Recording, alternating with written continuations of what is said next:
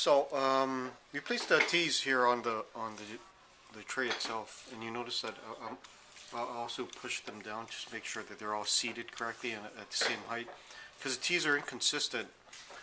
You see this one tea here actually sticks out a lot more than the others. So if you do notice that a tea is standing out like that, I simply would replace it. Let's go ahead and put a new tea in there. Place the tea on the flat bed of the printer, and you see that there is still some little movement. So what I then do is grab some tape, and we'll go ahead and we'll help secure it down even further.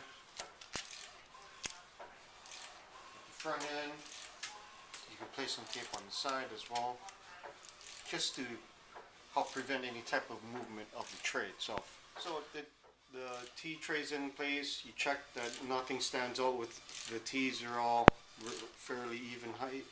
It's taped. I'm going to push the actual excuse me, auto height button, so that the printer does an auto height. Once it's done an auto height, to get it closer, we actually have to manually adjust the height. So we're going to feed the tray back forward to make it closer to the printer head. You want to push the backward key and double tap that once it gets to about mid-center to stop the tray from feeding all the way inside. Next, unlock the printer head. Move the printer head. Let me get a flashlight here and I'll show you that this black piece right here is the same height as the printer head. So you want to make sure that nothing hits that black piece. So let me turn that flashlight off here. And what we want to do is, when you manually with your hand move the tray as well as the printer head, you want to make sure nothing hits it. And we know nothing's hitting it because it's a little bit too far from the printer head.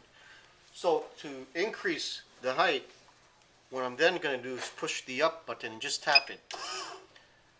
And you see that if you go too far up, it's actually it will continue to push the tray up because the sensor's not detecting the product. Or now, if it's too high, of course, just tap down.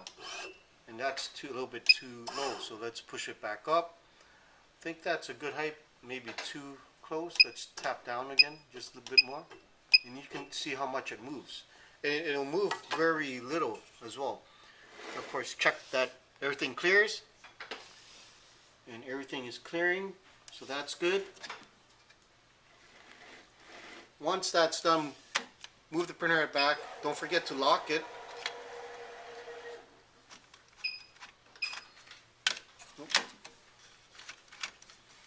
Once it's locked in place, I then go ahead and push the backward button on the remote. Now the remote will show a ready key. That means you're ready to print. We're going to go here to the setup and the print preferences for 2400. What you want to do is make sure it's set to premium photo paper glossy, best photo. User defined field, this is the paper size, and this is the custom size you set, 1295 by 2500, so that's good. From there, nothing is checked as well. And under photo enhance, this should be set here, nothing's checked. Under in configuration, we'll make the dry time, set that to 5. Click on OK. We're going to click on OK, and we're going to send a print command. Now, don't forget, if you want to add heat to the printer, just turn on the halogen.